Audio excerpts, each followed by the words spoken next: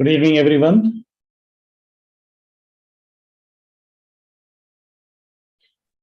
Yeah, good evening. My name is Peter Balim, and I am the Chief Operating Officer of TMI Group, and I will be your MC for the day. So the event is scheduled to start at 4 o'clock, so kindly bear with us for the next 5 minutes.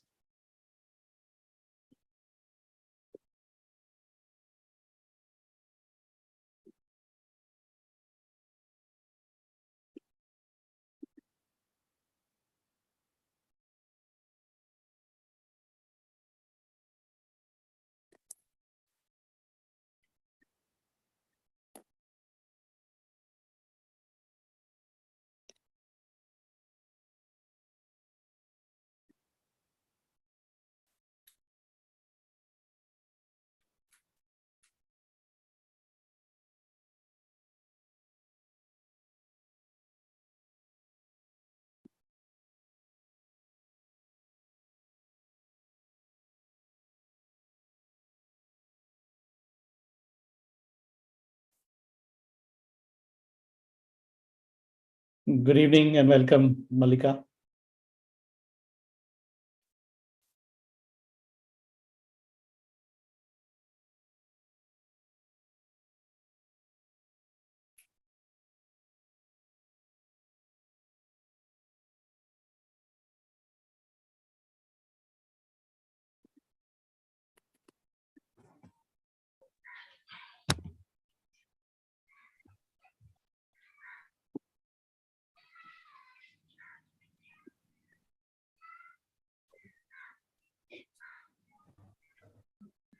Hi, Peter.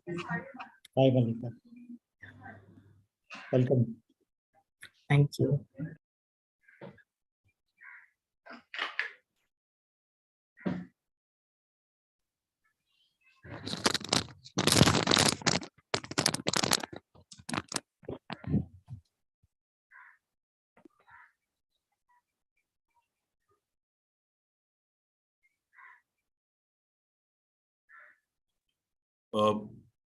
I hope the background is not flipped.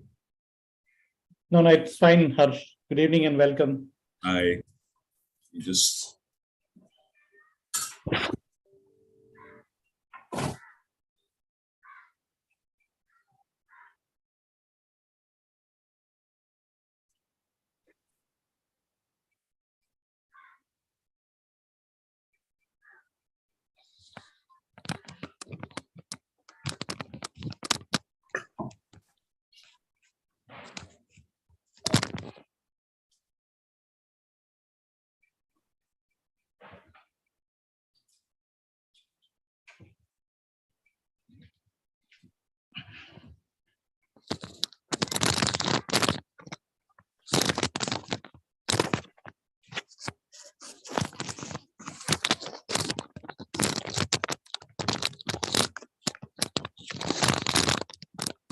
Good evening and welcome, TMD, Mr. Muralidharan.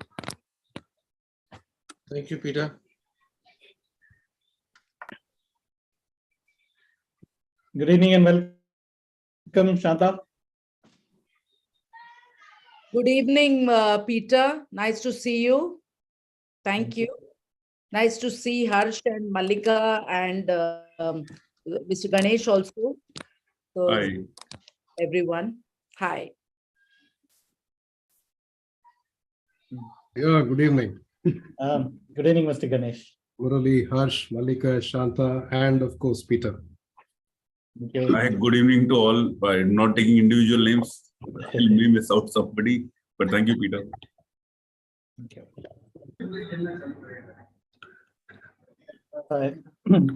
We are just 1 minute away from the start. So I'm just waiting for the background controllers to give me a go ahead. So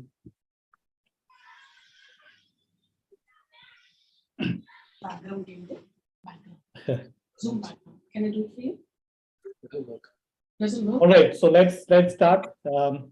Once again, good afternoon, good evening. Welcome to this evening.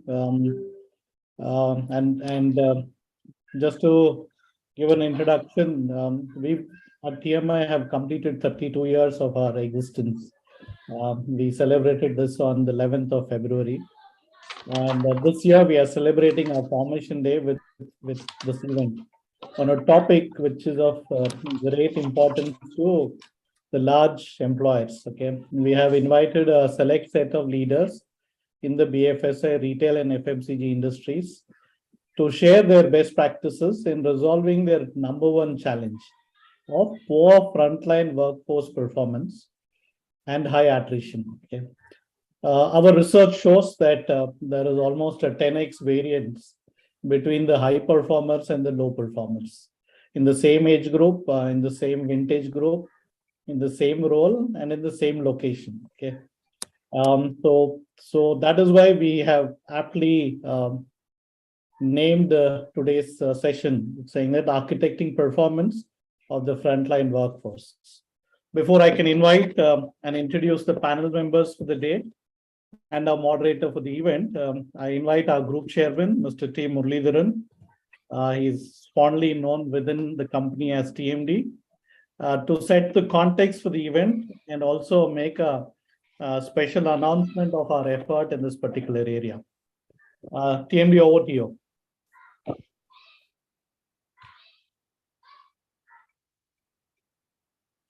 TMD, we are not able to hear you. You're on mute, sir. Muting myself, yeah. Namaste and welcome to this special event of TMI.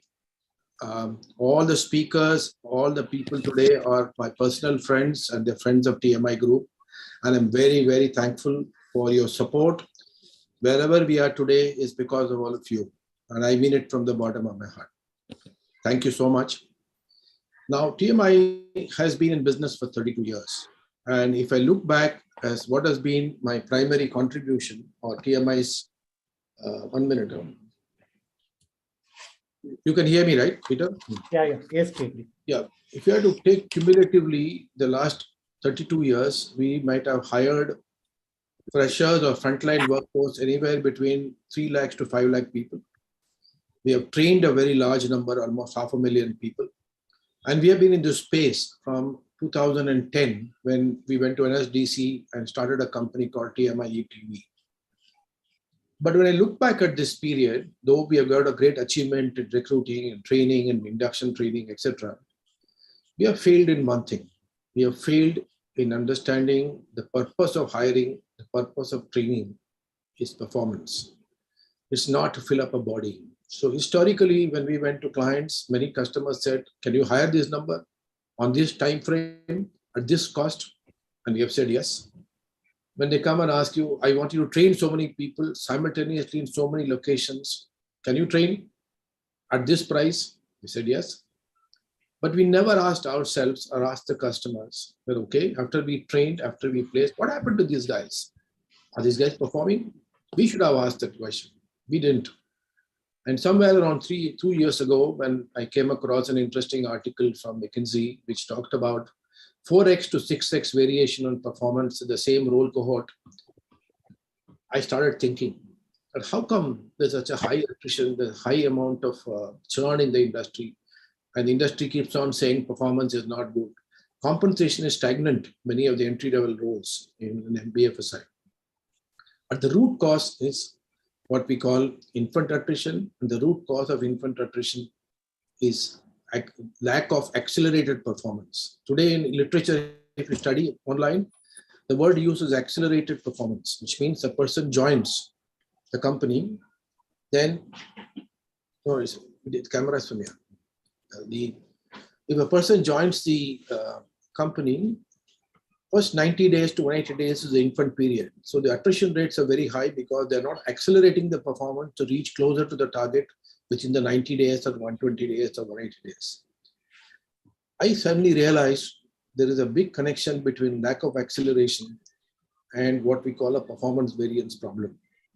Performance variance is what is the ratio of performance between the top 10% of people in the same role cohort and the bottom 10% of people in the RAIM role cohort. They are in the same company at the same time, doing the same job, having the same market scenarios. And how come there is what is the variation? It's somewhere between 10x to 25x.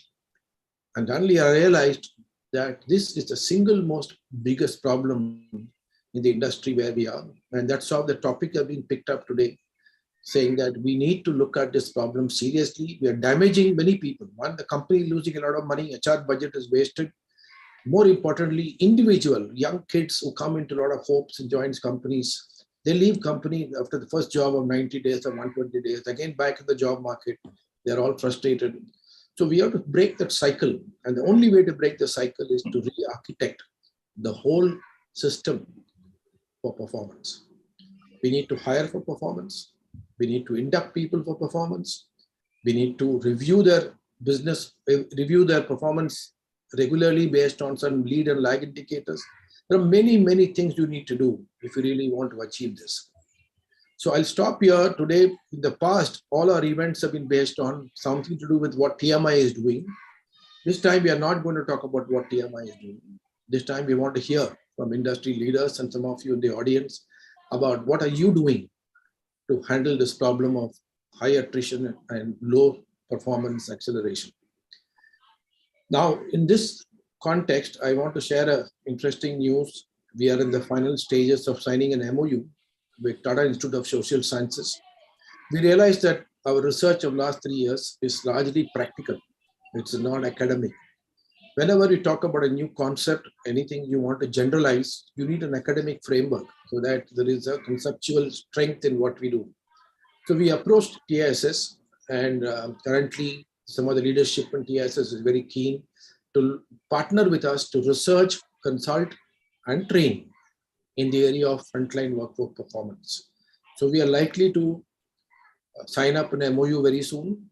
And our first course, which will be conducted by faculty of TISS and TMI together at TISS Mumbai, is scheduled on March 17th and 18th of this year, that is next month.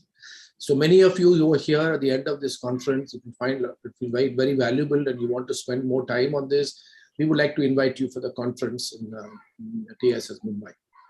Anyway, I'll stop here, Peter. Thank you very much for giving me the opportunity. And I want to thank everybody in this audience who spent their valuable time on a Friday evening to come for TMI.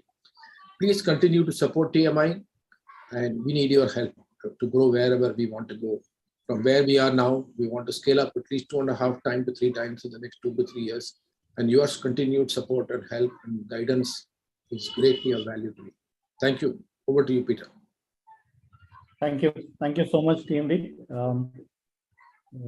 Wishing TMI all the luck, especially with the initiative with this, because we worked in this area for many, many years.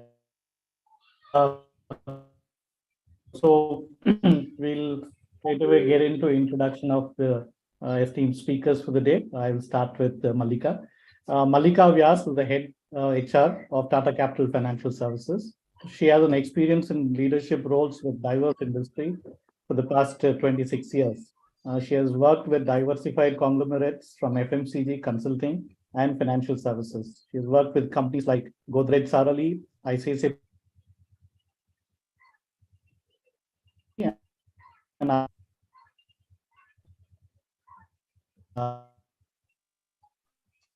for Mallika, helping people to succeed is something made with her as a theme that she has into HR teams. She believes that one must stay the course to take it to a logical closure. Mallika has had the opportunity to set up companies like Godrej Tea and Godrej High.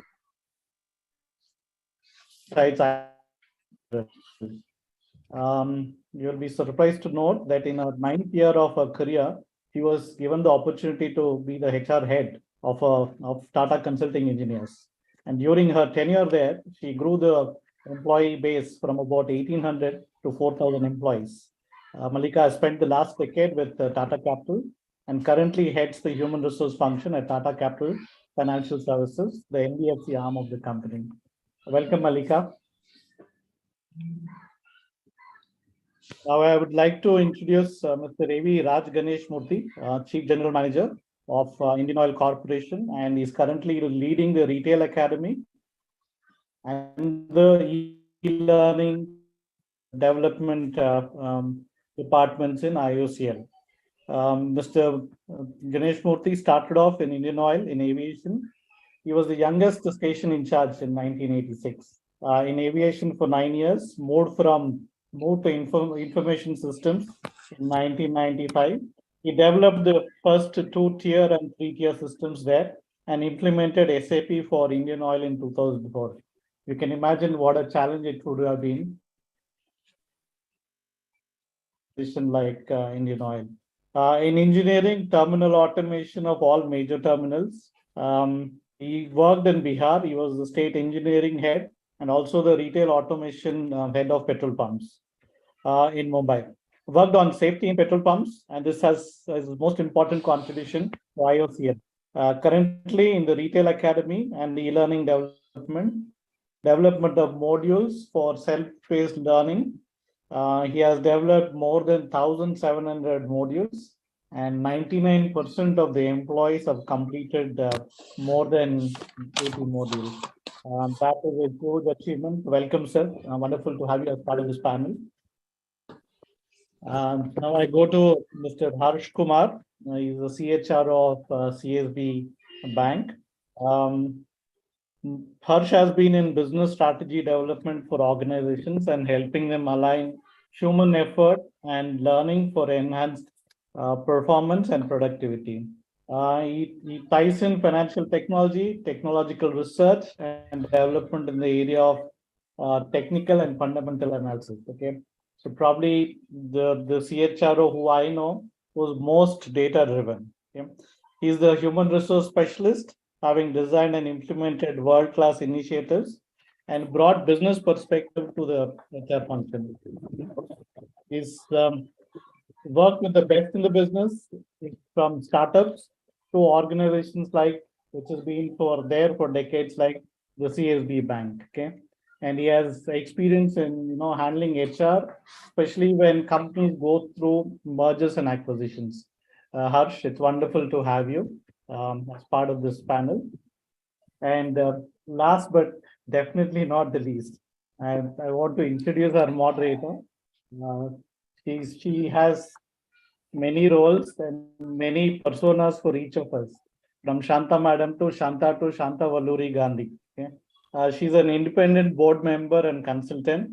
In her last role, she was the head HR, internal branding, and CSR at RBL Bank. Okay? Ms. Gandhi brings with her over 30 years of experience in financial services sector, spanning various roles and functions, including business, HR, and CSR. She was part of the core transformational team that set up RBL Bank. She's been instrumental in designing the HR CSR policies, competency framework of the bank, and was also the chairperson of the diversity committee, as well as the staff accountability committee of the bank. As head of CSR, she formulated the CSR policy, strategy, planned employee engagement initiatives, and has been responsible in making the bank a socially responsible organization, both in spirit and in action. She's currently on the boards of organizations helping them on their transformational journey, including recently guiding TMI in our own transformation journey. Ms. Gandhi has a master's in marketing management from Jamnalal Bajaj and a master's in economics from University of Mumbai. More than any of these, her practical experience and plain talking are very endearing to a lot of us. With this, I hand over the session to Shanta to take this forward. Looking forward to an interesting and exciting discussion. Over to you, Shanta. Thank you, Peter. And first and foremost, many congratulations to TMI for completing 32 years of existence. It's nice to be a part of this organization because we always talk about startups and then we read a lot about startups. And when you see a startup which was started 32 years ago, which has become an organization which is measuring performance, and today I get an opportunity to actually moderate a session. So first and foremost, many congratulations to the entire team of TMI, without whom this would not have happened. I would also like to welcome all my panelists, without whom this session will not be as exciting in the coming 1 hour or 45 minutes that we have. I just want to set some ground rules that anybody from the audience and all the audience members who've joined in, to make sure that on the chat box, you please send in your questions to the esteemed panelists so that they are able to answer at the end of this session. I have my colleague Akshita here who will pick up those questions, and I will read them out to the respective panelists at the end of this session. Just to begin, I thought I'd set some context, although, Murli has done a phenomenal job of setting the context. So Murli, thank you. And many congrats on starting a TISS partnership. I think it's a great start for a 32nd year of existence. Most importantly, today's topic is all about architecting performance of the frontline workforce. When the data and research has shown that there are about 10 million workforce, which either are in the form of employees or are outsourced or are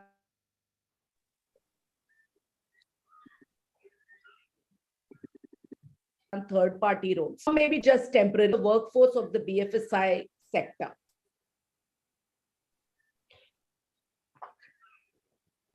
And all of us are aware that, the BFSI sector has had a lot of infant attrition. And two of our colleagues here come from the BFSI sector, and, we would be using their processes that they follow to be successful in the days to come. I am going to take this opportunity to also talk about how do they handle the variations in performance as we go along during this discussion. So one question that I like to ask all the panelists, but I'll start with Ganesh, is in your specific industry, which is not BFSI, but is an oil company, what are the challenges you face in the performance of frontline workforce? You have a very interesting model, and therefore we'd like you to throw a little bit of light on this, Ganesh. Yeah, thanks, Shanta, for the warm introduction. And congratulations to TMI on the 32 years on conducting this Foundation Day. And again, thanks for giving this honor to be present on this occasion with all of you. So with that, now I'll start responding to Shanta. To give an introduction to the other members here present, I am from Indian Oil, an organization which is present in every nook and corner of the country. So it brings in its own challenges when we look at performance. First of all, Shanta, I can take some time, maybe 3-4 minutes, because I need to give a context. See, for example, please be my guest. Yeah. See, suppose we have a divisional office sort of a thing. It controls the sales, like it's like a branch for a bank, a divisional office which controls the sales activities. A petrol pump could be around, for example, if I take Raipur Devo, its area goes up to 400 kilometers. A petrol pump is at 400 kilometers away. And you will have a young officer who has just perhaps graduated out of college and he is posted there. And he is a frontline for us at the officer level. And he will have a lot of issues. He will have to deal with the politicians there, the bureaucrats there, and these dealers who are all mature guys in their 40s and 50s. He'll be dealing with all of them. And there will be no HR or IS or finance for his support available there. So this guy has to manage this whole area and monitor everything happening, maybe around 70-80 petrol pumps in this area. And further, in the case of earthquakes or floods or whatever, we cannot fail. And you would have seen whatever floods are happening or anything is happening, we never say there is no shortage of petrol or diesel. Even in COVID times, I am sure none of you would have seen a gas cylinder not coming to your house. It was delivered left, right, or center somehow. Whatever they do, they will do something and deliver it. And we are the fuelers for the army, defense, or air force. Any crisis situation, we have to be there. What I'm trying to tell you is this is a sort of a thing in our DNA. I'm trying to give all these examples to tell you, in responding to Shantaji, as to what is it in our DNA which works out. So whether it's a crisis or a normal situation or whatever, these things have to go. Imagine the sort of social unrest would have been there had we said, "Nahin, COVID hai, we cannot supply gas at this point of time. We have to take care of our people." We cannot do that. We have to find a solution. At that point of time, gas cylinders have to reach the kitchen. Otherwise, there would have been extreme chaos in the nation. So this is one thing. This is one part of it. The challenges facing the frontline guy, and this is normally handled by the frontline guy who's just out of college with the guidance of his boss, perhaps 400 kilometers away, sitting somewhere. This is one scenario. Then if you look at the product per se, there is no product differentiation. In Bangalore, for example, whether it's BPC, IOC, Shell, or whatever, we all buy MRPL products. In Delhi, Indian Oil gives products to BPC, HPC, and whomsoever oil company is there. So basically, there is no product differentiation. It is only the customer service which differentiates. People might think, oh, a Shell ka petrol hai, it is some very good quality or whatever. It's nothing like that. It's about the service part, the service which makes the real difference. And if you look at the real, I'm talking about so far the frontline officers.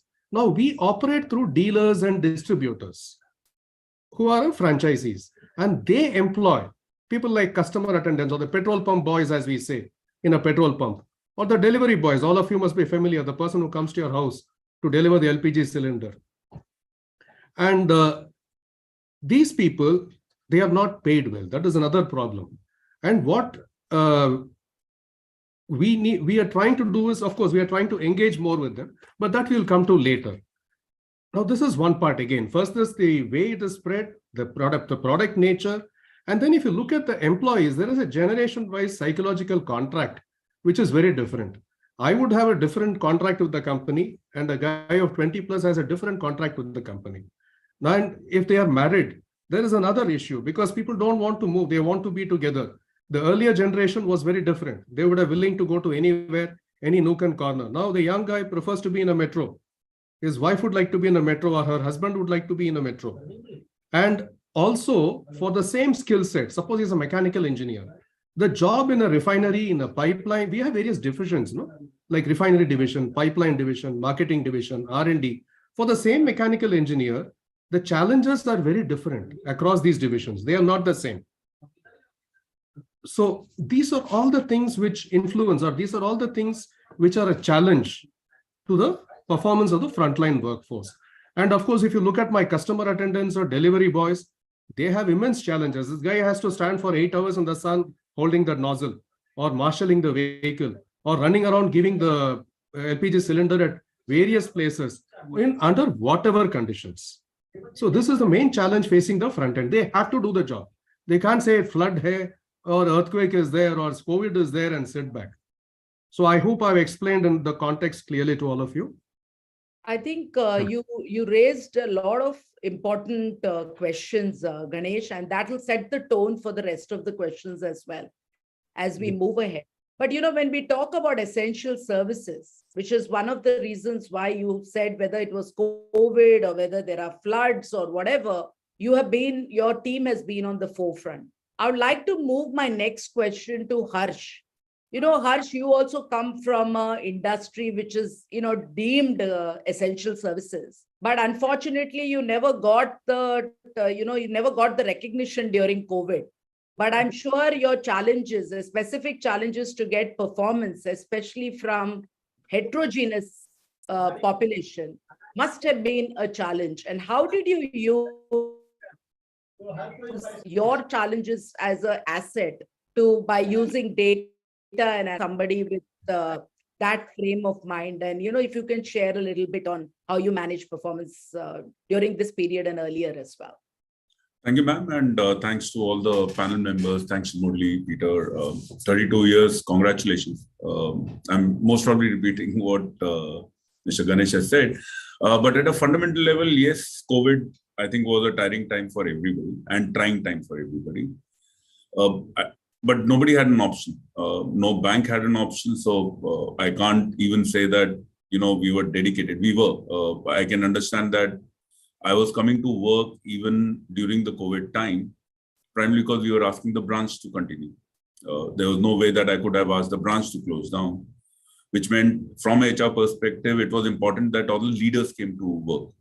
So we ensured that if they are facing a problem, we are there in our offices, however tough it may have been. So those are few things that help. Employees do recognize that as an advantage when they see that the leaders themselves were there in office during COVID. Of course, we had to take government permission, things like that.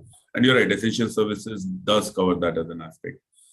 What we were specifically focused on at that moment of time, and as we continue, it became a bit of advantage because the biggest challenge we are facing at any given moment of time during in frontline staff is your attrition.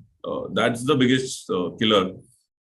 COVID-19 accidentally was a time frame when we were not losing people, and no credit to the organization. As HR, I cannot take credit to the fact that COVID stopped the attrition, because post that we have seen how we have lost people, right? The great resignation continues. It may have stopped in some industry, but not stopped in banking specifically. So what we did post-COVID, and the attrition remains a big challenge. Even before we get a person to be productive, we get hampered by the fact that the person has come and joined. Again, strong belief that the process and the data should drive us to the end outcome. And attrition is just a byproduct of not having that process or that data in hand. What we have specifically, so attrition has its own manifestation in terms of, are the managers trained well enough to manage the team? What type of training they have gone through themselves? What type of data is available to the frontline that they know which customer to meet next? These are technological tools today, they are available. But having said so, that bit of data going to the individual saying, hey, listen, this is how far you are from the incentive piece per se, does help them say, oh, if I just do 2 more accounts, I will be there.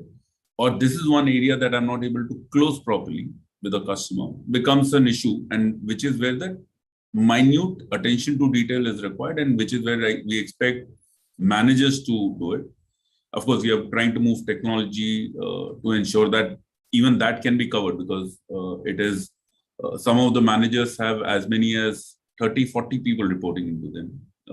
And that's the span of control that will exist when you have frontline on outsourced model, and frontline if you have even your in-source model, your own employee base. So the constant endeavor, of course, is to provide that type of support to the managers. HR plays its own role in terms of going and checking the health at a branch level. Visits do have to happen, and there's a closure mechanism that we have kept, that if there's an issue that is raised, who's responsible, by what time will it get resolved? Now, has the attrition come down? The answer is no. I would be lying if I say the attrition has come down. Still remains a problem, but our hope is that within 6 months or so, the initiatives we have taken would show result. And people generally are more welcoming of the fact that if you bring about positive change in their life, if you ensure that the person makes a bit of incentive, so we have lowered certain thresholds saying that the first incentive should be made, right? It's about getting a taste of what is there for them in future. And now there are people who are making lakh and a half of incentive every year. This started off with a journey that people are not making 500 rupees.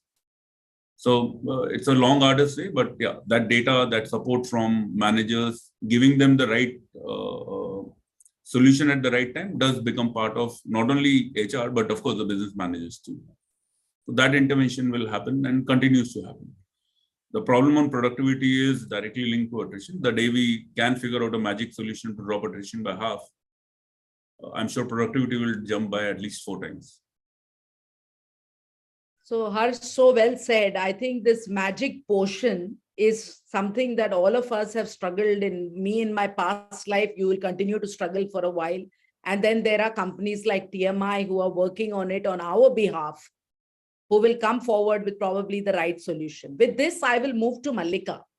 You know, Mallika, I wanted to bring you in second, and I thought there'd be too much of women orientation on the screen, you know, because there were others who were watching, and therefore I thought I'll break the session and get you in last but not the least. You know, Mallika, pretty impressed with all that you've done in HR. And, you know, when Peter was giving your introduction, I must admit, see, Harsh is somebody I've known in my past life, and I know him in my present life as well.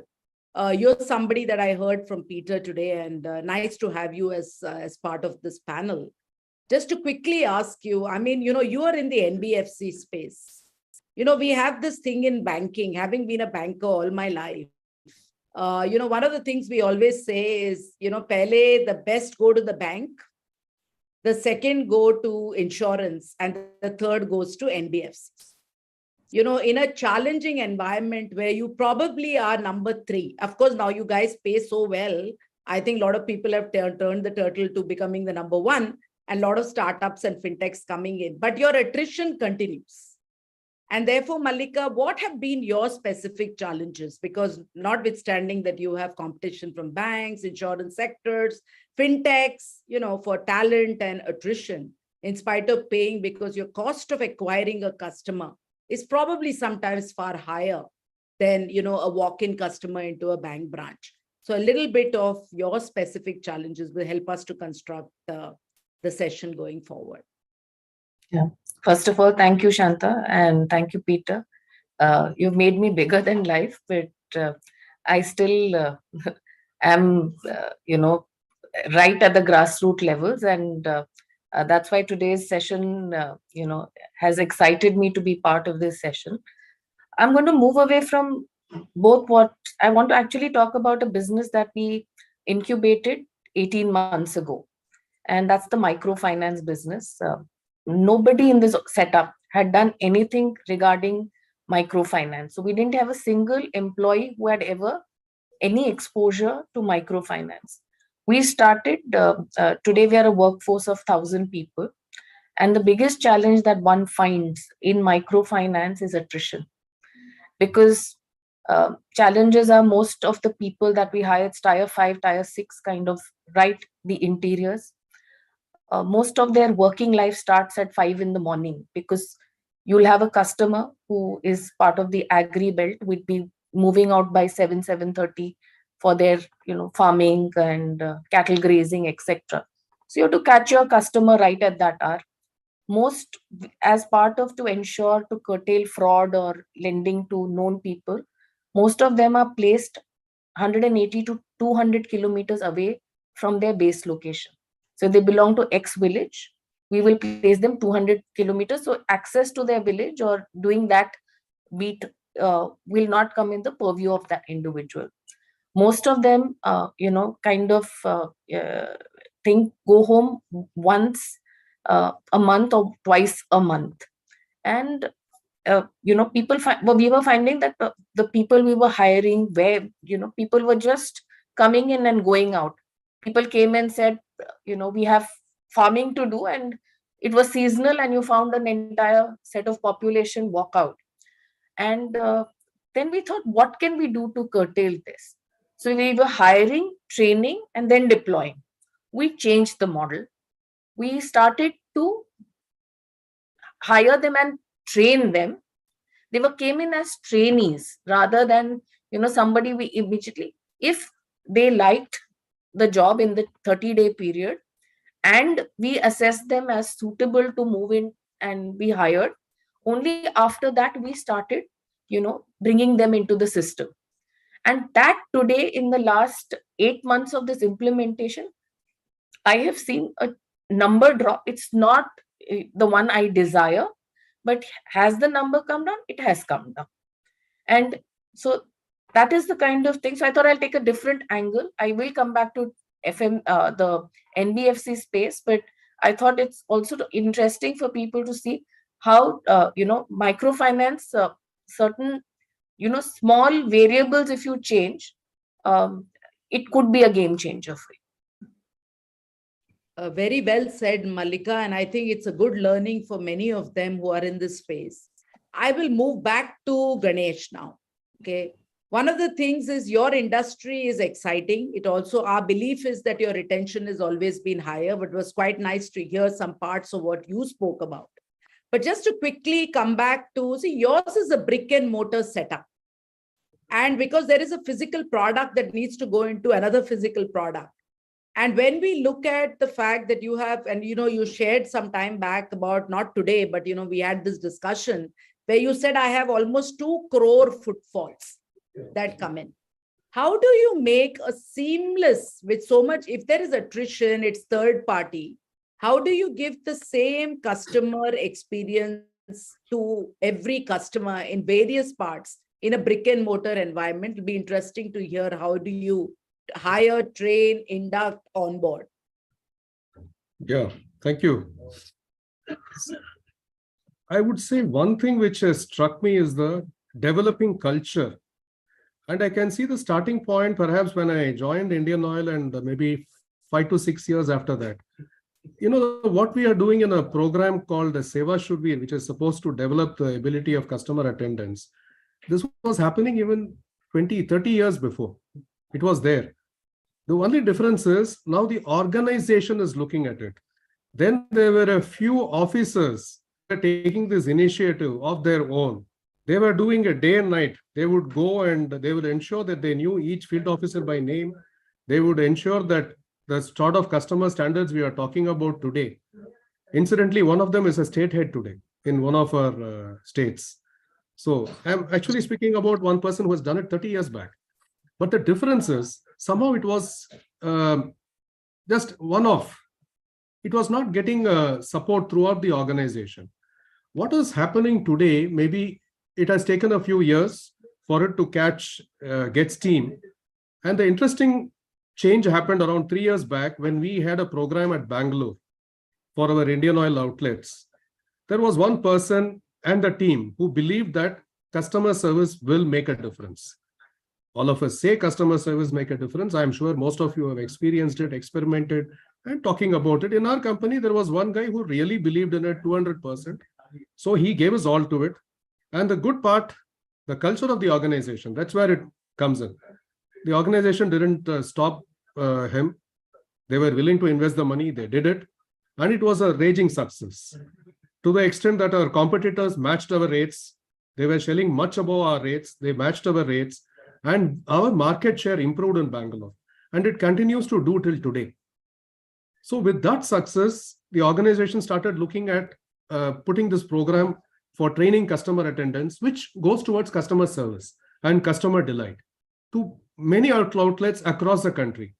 And as I'm speaking today morning, our group has written a mail to all our states asking for the 3rd edition of the program, nominations of retail outlets. So that's what is happening today. And for the first time ever, our LPG department has decided to train more than around 2 lakhs. Godown keepers, LPG mechanics, and LPG delivery boys in a new program for the first time ever. And we are also planning to roll down this sort of a Seva Shurveer modified program for all our customer attendants across the country, maybe in the next 2 years. That is a plan. What I'm trying to say is this, which started off perhaps 30 years back, perhaps should have gathered steam much faster, but whatever happens, happens. But now we see it very rapidly gaining steam. This is a tendency I'm trying to share with you. This is one part, that is the software part, the human part. Similarly with office, one thing is I think the culture of the organization has mattered a lot. Nobody who wanted to work has been stopped. People who want to try, go, try, experiment. If it's successful, keep going ahead with it. So I think credits to the culture of the organization. And secondly, what we are doing for a seamless experience is technology. Now I can tell you, although we may not experience it as individuals, these truckers who have, fleets of trucks, the truckers area, we have a concept like fill it, shut it. And the Honda ad used to be there those days. Fill it, shut it, forget it. Fill it, shut it, forget it. They will just come, refuel, they will leave. Everything is seamless. Technology takes care of it. There is an RFID indicator, thing in the tank. It grasps which is the truck, where the bank, which bank has to be debited or which account has to be debited. All that is done automatically. So that is something we have. And we have apps like Indian Oil One, which can guide the customer to the particular retail outlet. And we have things like, I wouldn't go into it. It's not necessary. Technology in various ways. We have been using that to also give a seamless experience to the customer. We are also planning to come up with video level analytics. That is, if you go, now this is for the big customers. What about the car customer? The next is the car customer. We are planning to have things like video analytics where we can recognize who is the customer and then what is his normal way of taking the fuel, whether he takes for 2,000 rupees or whether he asks for a tank full or whether he asks for an auto cutoff, whatever it is, and give him accordingly, identify it, and then give the fuel accordingly to him. Again, like come in, just come, fill and go. without any need of any other transaction from his side. So these are the things we are trying to do to give the customers a seamless experience from our side, in the software side, as well as in the hardware side, using technology and applications. That's the way we are going about it. One of the things, Ganesh, has been that, you'll have been ahead of the curve even in the oil industry. I mean, I remember 20 years ago, you coming out with the first contactless smart card for consumers. So, there is obviously that technological investments that I think you've been involved in as IOCL, and kudos to the company. Most importantly, two things that came out from your conversation is one about culture eats strategy for breakfast and technology as an enabler. I think all of us understand these two lines very, very well, because today we can't treat technology independent of business. And you brought that out very well. But Harsh, you'll have to pause for 2 minutes, because I'm this time going to Mallika, because Mallika's company, we've heard about Ganesh's brick and mortar environment and how they've used technology as an enabler. In a company like yours, Mallika, you all are more into what we'd like to call digital transformation, and you've used digitization to a large extent. If you could throw some light on UI, UX, on how it has helped not only for customer experience, but also for ensuring higher productivity of your employees, because, getting them technologically savvy at Frontline also must have had its own set of challenges. And how have you ensured productivity, retention, and acceptance of technology to enable customer experience? A little bit of input from your end would help us to set the stage for Harsh. So once again, it's not been easy. There is no, we're still in the journey. And, but believe it or not, everybody said that, for microfinance, you'll have to give support and they'll not be able to do it, including, unbelievably, everybody we have on our Oracle system. That is nothing short of magic. So if all of us HR who have run HRIS systems, I run the Oracle system, and I have a 14,000 manpower running on that system.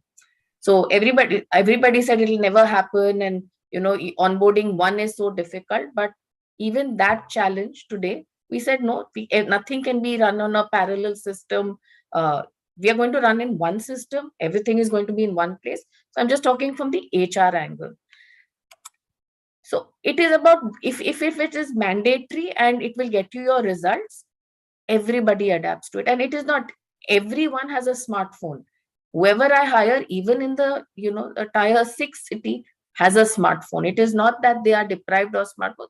Connectivity, etc., could be issues, but having a smartphone is never the issue.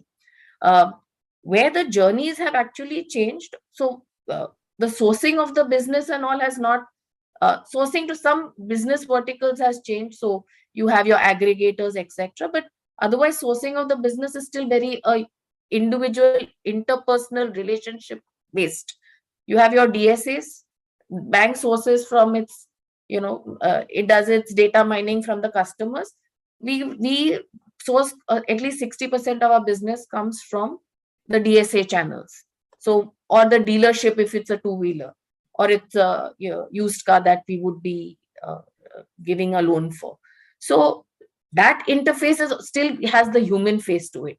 It is just the journey from sourcing a file till dispersal of that file that has changed to the digital mode. So building that relationship, sitting at a distributor point with 17 other lenders competing, the only differential there is the relationship you built with your DSA, the kind of service you're able to deliver, you will get your next file.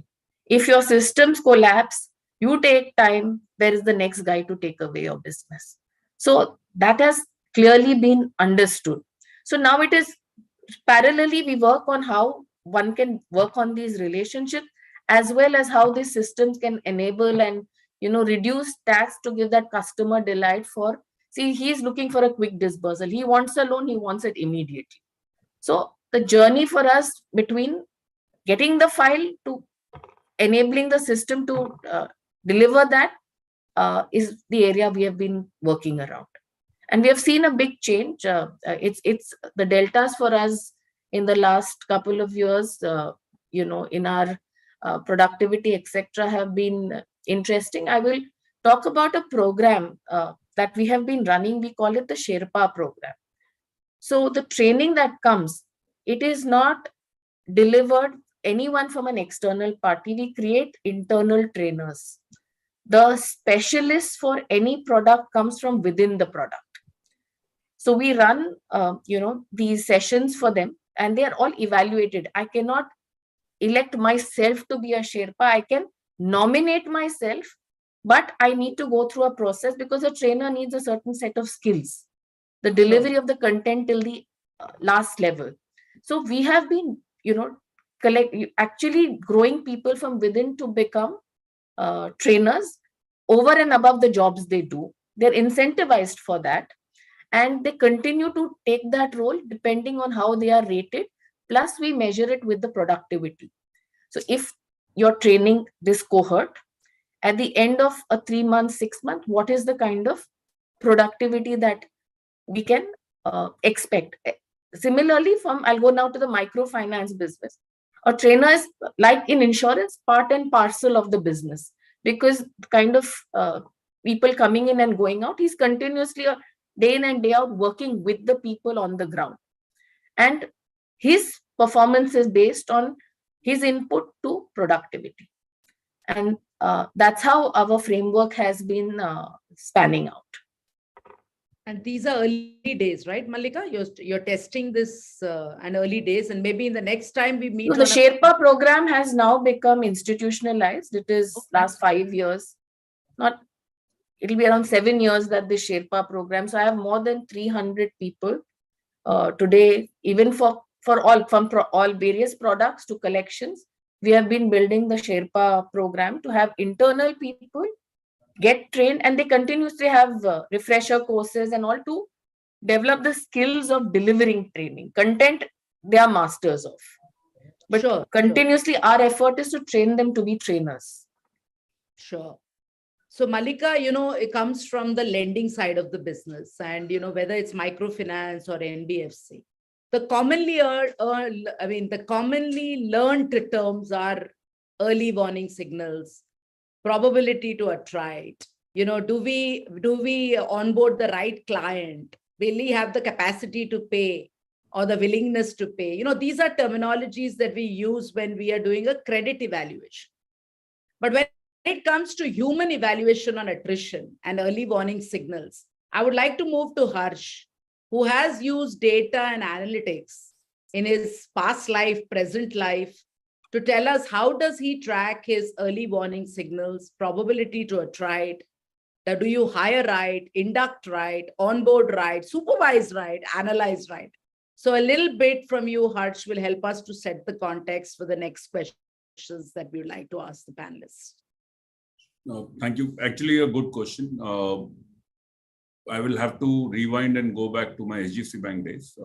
We had a great, we still have I'm assuming they still have a great retail analytics unit. What we had started off with is the fact that attrition always does tend to become a problem for HR person. One of my KPIs would be to reduce attrition. And the usual approach prior to building a EWS, and it's important to set the context. 42,000 employees, you have to reach out to them. And usually what you were doing earlier was spraying a solution to all of them. Same solution. Recognize everybody, give some monetary benefit, ensure no late sitting. Now these are simple, but all same medicine for all issues that we are facing. What we embarked on a journey with, again, retail analytics unit came into play very aggressively, was we started identifying parameters which are affecting the employee. And goes without saying, one of the biggest parameters that impacts the employee are the managers themselves. So one of the feed point was what percentage of employees within that supervisor are actually productive in the sense meeting the productivity benchmark. What's the attrition rate within that manager? But even at individual level, issues like where has he come from? Things like distance in Mumbai can make a difference in terms of attrition itself. Because if I'm traveling and I'm a person who's staying 2 hours away, late sitting would happen in banking setup. You have seen that happening on an ongoing basis. People would want to leave immediately. So what was happening is we were trying to get all data, including productivity, incentive earned or not earned. We started collating 18 parameters went into EWS. The data analytics unit used XGBoost once we had identified the parameters. And they would start clubbing people into parameters like what's the highest probability group. And then they would also be in a position. And what happened is HR started getting exact detail of why most probably is this person leaving, right? Person has done really well, but people have forgotten that the person needs growth. A career discussion hasn't happened at the right time. A recognition hasn't happened at the correct venue or opportune moment. So we knew where to give what type of solution to the employee to ensure that that attrition is controlled. Drop in productivity, absenteeism actually started coming in as key parameters of getting us to the early warning system.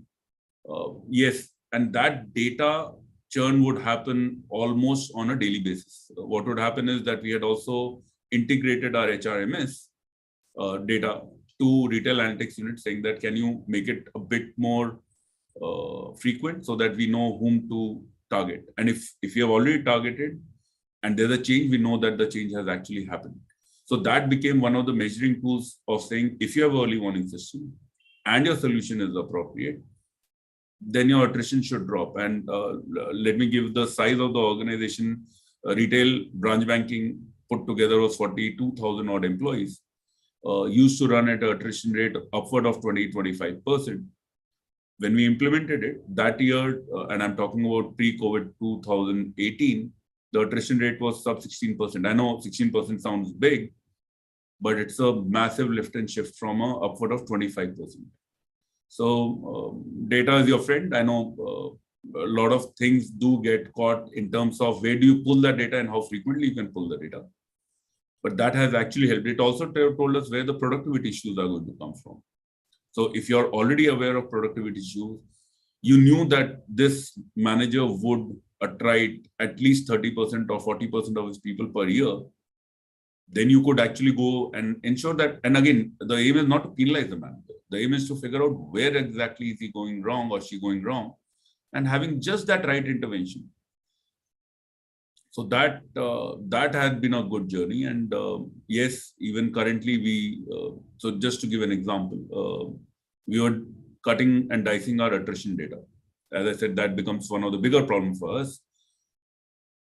If I notice that a manager has lost 20 people in a year and the base is 10, my heart goes out to the employee who we have lost, and they're not going to come back. We call employees asset for all the wrong reason. At least in collections, you can still recover the money which has gone NPA. In an employee's case, once they go NPA, you can't never get them back, right? So the intervention continue. We will slice the data hard enough, go behind where the problem exists. And not, if you're doing well, your productivity is high, attrition is low for that manager, we intend to ensure that the manager does what he or she does. Of course, recognize, ensure that they are made the heroes. And that seemingly worked for us in the past. And going forward, I know that we are implementing the same. We recently hired a head of analytics who has committed that he'll, within the next 2-3 quarters, build up a EWS for us. We're a small base, but we'll be there. So we'll come back to you, Harsh, because there are many interesting things on how you look at data, how you analyze data and ensure performance, because our topic today is also on infant attrition. Before I come to that, I'd definitely like to ask Ganesh again. You know, this total compensation is how we always believed, how we compensated our people. At least in banking, we always talk about TCC. In that, a very integral part is how do we reward our people, and how does reward lead to motivation, and how does it lead to retention eventually, especially for the high performers. A little bit from you about how you do it, because I think 3 of us come from NBFC. So we understand that model well, but we'd like to understand how you do it, because certain good principles of your industry can actually be applied in the other industries as well. So if you could throw a little bit of light on your incentivizing and your reward structures and motivation parameters, it would help the audience and us as well. Sure, Shanta. The way I see it in a very broad way is ours is more of recognition and motivation and less of monetary. That's a very broad way I see it.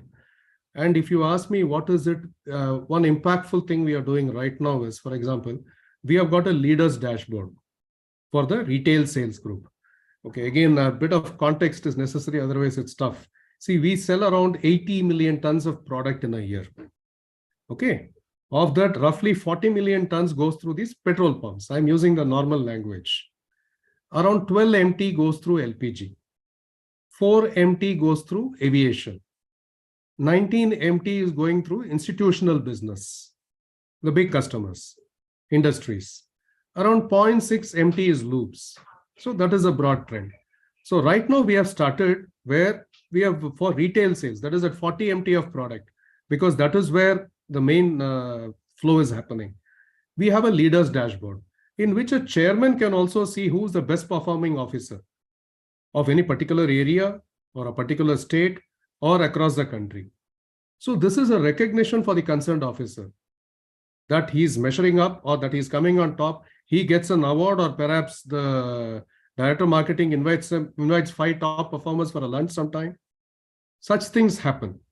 And we use all this Independence Day, Republic Day, and we have something called Indian Oil Day and some more days across all state offices, regional offices, and our head office or chairman's office. These days are used for recognizing people who have been doing work, for example, who are top learners, etc. Talking about top learners, we have a drive almost in 2 months, we learn at least 3 or 4, we call it e-learning drives. In these e-learning drives, in the end of the drive, we recognize all the top performers, whomsoever has done the maximum number of courses. So that is how learning, e-learning has almost become a culture in our organization today. And if you look at customer attendance or staff, what we do with staff is we ask them to start taking courses. See, some of these staff are very good. They are much better than officers. For the machinery part especially, they are really working hands-on with machines. Very few officers will do that. So some of these smart staff, they know much better than any officer about a pump or about a compressor, about various things. So we ask them to come and take training sessions. And this happens across our units, across our locations. So these are also a few things we encourage for the staff. And one thing I wanted to tell you, we also have these incentives for selling products. For example, lubes. We have a incentive. So every time the guy sells a lubes to the customer, he will get some points added to his extra rewards package. So these are all the various, but these incentives mostly in the form of money go to the customer attendance and delivery boys level. For officers level, is mostly recognitions, like having their name circulated across all the 8,000 officers of marketing or all the 15,000 officers of the corporation and things like that, or recognizing them on a special day. So that is how we go about it in brief. So, Ganesh, I'm happy to hear that recognition is so well regarded in your industry. I think both Harsh and Mallika must be having enough and more rewards and reward ceremonies. But at least in my past life, because I was, till recently there, not many months ago, there are 3 reasons why employees leave an organization. First, number 1 is always the supervisor. The second reason is compensation. And the third reason is career. So, I'm going to move to Mallika and say, Mallika, I don't know how different it would have been for you in your industry, but, maybe the second and the third keep on changing. It could be compensation third and career second, but very often people leave people and not organizations. And as an HR leader who has to manage this attrition, especially the infant attrition, where we believe that when people are walking up the staircase, we say that we have hired 1 more person and the productivity has started. How are you coping with this, Mallika, and how are you managed the career planning? Because, Ganesh spoke about somebody who was a junior level resource 30 years ago, who today is the state head. if I've got this designation right. How have you done it, Malika, a little bit? And I'll come to Harsh on the same question, Harsh. So I'm giving you some time to prepare for an answer, which is probably and hopefully different from Malika's, because I understand we come from the same industry, same challenges. So over to you, Malika. Okay. Nothing has changed. The 3 factors are still the same, and they change by the day. So, and the cohort that one is dealing with, but absolutely, most people actually leave. There is a small population that leaves compensation if the rest of it is in place, but managers play a very, very important role. And for this, actually, we realized that it was always an HR problem. Aadmi ja raha hai, to HR kya kar raha hai? And we decided that every manager is an HR manager. He's no different from me. He's the one actually. My whole business is about people. I have no machinery. So, from the last year, a good weightage in one's goal sheet for every manager who manages a set of people is of attrition. Because when it is there, he won't externalize it to the HR sitting in some regional office or in the corporate office. It becomes his ownership of it because he's going to get evaluated on that. And like Harsh was saying, when there is a manager with a set of 20 people and you've had 10, we have seen sometimes the churn in a financial year has been twice of, that. So those now we are starting to impact from career of the manager, from, their talent ratings, from whether this guy should be promoted or not. So it will have impacts that will rectify, hopefully, like rewards drive it. Similarly, certain of these activities will drive us to have managers really, managing people from, how they treat them, to how they train them, to how they, enculturize them into the organization. The second part I will talk about is what have we done to have career progression at that line, which was very difficult. So we started with a program, what we called CREM program, which was the CRE accelerated module. So there was a set of targets that they have. We look at a 12-month period. If they have successfully achieved those targets in the 9 months, they were eligible for a direct movement to the next level. That model really didn't work very well for us, because for me, span of control is very important. So there were a lot of guys who were frontlines, the CRE, what we call, was just getting elevated, but doing the same job. So we modified it to saying that we will have this performance will create, you will get eligible to move to the next level, but that will be a supervisory level. Secondly, only if there is a vacancy, that will be offered to you. It can be anywhere in the country. And since we are a young company with, growing our footfall all across, a lot of expansion, we always give the offer to this lot to be given that supervisory role. And hence we have found this giving us good results, because, they get to move from being an individual contributor to a supervisor. And that has worked for us. So now we have moved it to a CRE growth module from an accelerated program. Thanks, Malika. A lot of coinages you have, and I think that's a good way of communicating, where, earlier one Sherpa and now this, it just helps to remain in people's minds, and well done on this one. I think it helps a lot.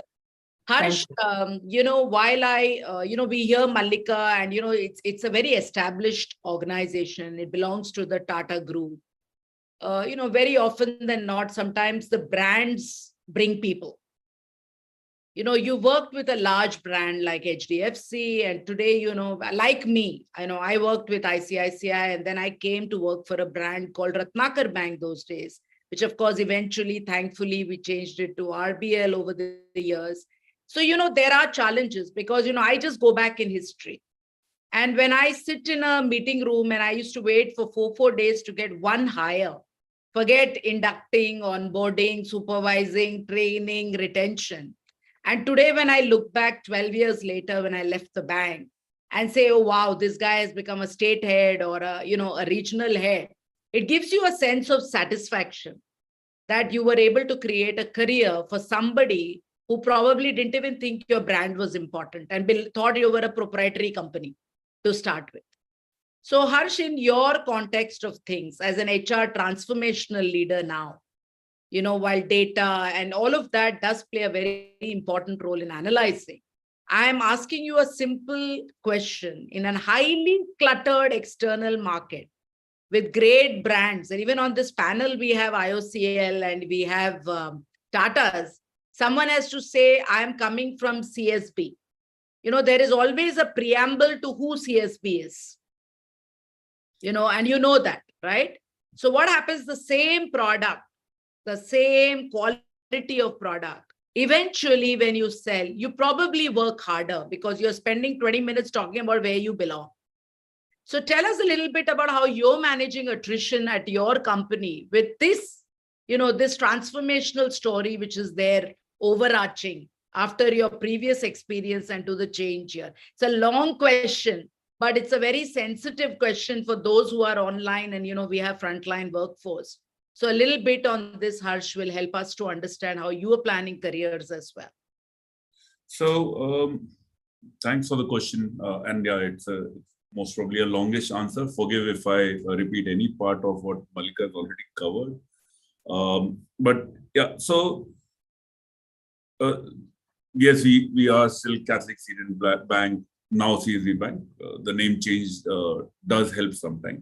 But see, the brand is only important to a certain degree. Yes, it opens door. If you said ICICI Bank, where you worked, it would open door definitely. And yes, it does take time to talk about CSB Bank. But given the heritage of the bank and the long tenure of the bank, at least in South, we don't see that much of an issue. We are a 102-year-old organization before even independence. So that goes a long way in just explaining that we have been there for long. But we have seen that some part of attraction also happens because we have been building the managerial capabilities within our people. And not only that, if a manager gets hired laterally, which we have to do, expectation is that they'll build the team. And then it doesn't become that big an issue. Of course, if you're talking about, let's say, just managers building team, today, about 63% of people who come in are coming in through managers themselves getting people. So that part of the challenge is not there. Our employee referral used to be zero, let me put it this way, which now has climbed up to, so today, close to about 20-25%, and I'm not including what managers may get, but 20-25% is coming directly from employee referring another person, right? Yeah, that number ought to be about 70-75% for us to be taking that breath. But the employee workforce itself are brand ambassadors. When they go out, and we did a survey and we figured out how many people are advocating the bank. When you meet your friend circle, are you talking about the bank or not? But then you have to commit to certain promises that you have to keep. When we started hiring and the numbers started picking up about a year and a half back, yes, we did face challenge, but then we did few things like Malika talked about having a career. We ensured that we gave not only a career path. HR team went out for the first time in the history of the bank and started meeting people at their branch or the location, discussing their career. And what we did is eventually tied it up saying, you're done well with us. This is our grid. Better to be transparent. Within this time, you can expect us to grow you. If the compensation was low, HR wasn't guessing the compensation was low. We knew the compensation is low. So those interventions started helping us in terms of saying, here's a career. This is what you want to do. How can I help you reach? How can I aid you? How can I assist you to ensure that you reach there faster? And when we started actually promoting people, growing them into bigger roles, and I'm just not talking about grade promotion, I'm talking about elevation from one role to another, that started spreading some bit of positivity and hopefully, and again, moving from 0 to 25 itself has been a challenge, but it has started moving. So we are seeing green shoots on that area. To also address the fact that I will keep on, and I know it'll sound repetitive, managers are the key pillar or pivot point rather, fulcrum, name it. They are so critical in the system today that they can make or break. If they are convincing enough, if they're so we started a project called DOM. Early stages, we have experimented with few businesses. HR was the first. So practice before you preach is what my MD keeps on saying, where every new joinee has to be taken through a process called DOM. Demonstrate, observe, release and monitor. If your specifically attrition is high, productivity is low, DOM will be followed without fail. I will insist that you demonstrate success. What happens, manager will say, let's do role plays. No, role plays will happen in L&D sessions. Here you have to actually go to the ground, take them through a complete cycle. Now, once an employee sees that the manager is showing success, let's say after 3 calls, the employee too has to show that success, follow the same process to attain success. Then the manager says release. And then there's no issue in terms of what do we expect from employees? How do we ensure that they follow the processes? But at the end of the day, that's where the attrition should, and our attrition is high. And I have taken a guarantee that in the next 6 months, that attrition will drop. You know, some of the leaders that work with us, they're a good friend of yours. They have committed wholeheartedly to this. HR can't drive this. Malika pointed it out. No way, even if I tried my level best, 7,000 employee base, I just cannot ensure that the poor 6 HR BPs will be able to make that significant change if the managers are not. So, yeah, tough journey. You're right. It's cluttered market. Even for my frontline staff, when they go out in the market, the door doesn't open so easily.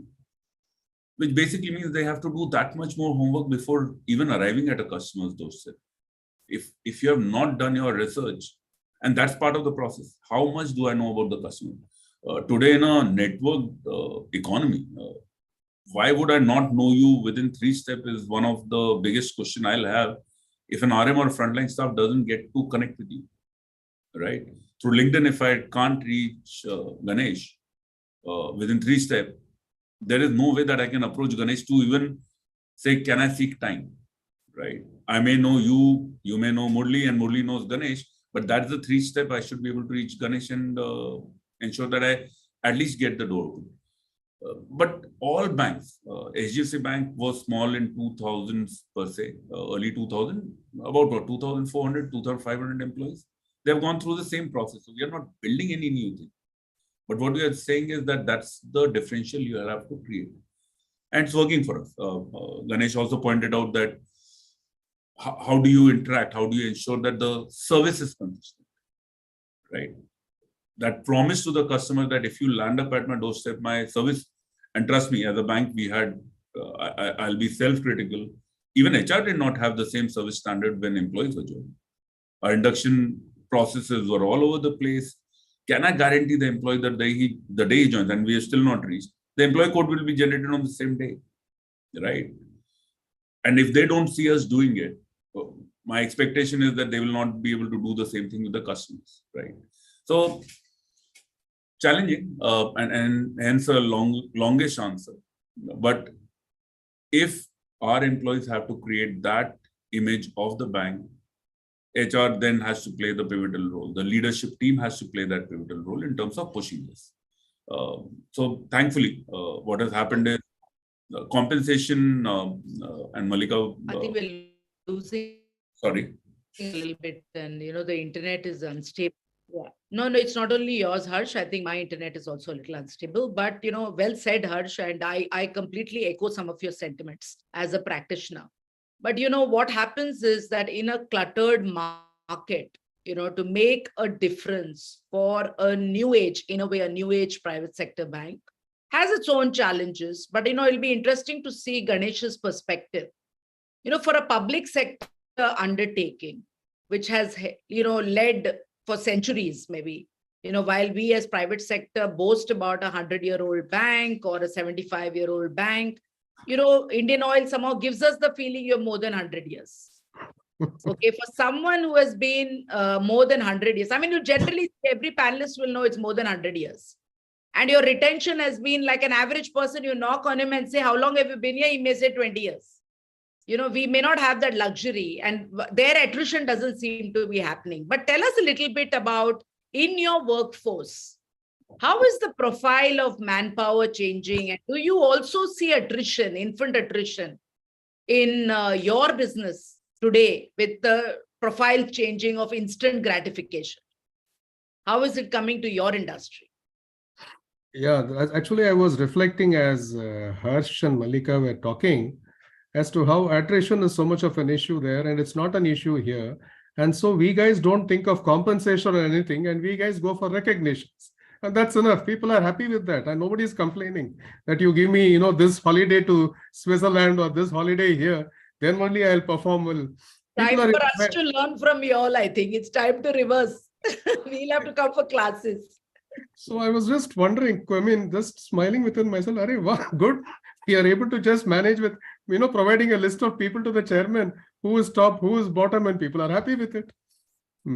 Anyway, there seems to be a lot of factors at work here. Perhaps the mindset is that a person, when he joins a PSU, he knows that even when he becomes chairman, his salary will not be more than that of the chairman. Sorry, secretary to the government of India. So I think there are certain clarities when he joins. He knows that compensation is not going to be a factor here for him to get rewarded or whatever. I think these are very there's an elephant in the room. This is unconscious. Nobody is stating it. But I think it's there in all the PSU guys. They know it. So the motivation or the incentives are very different. Okay, I think you are asking me now, what is the change in the profile, right? Recent years?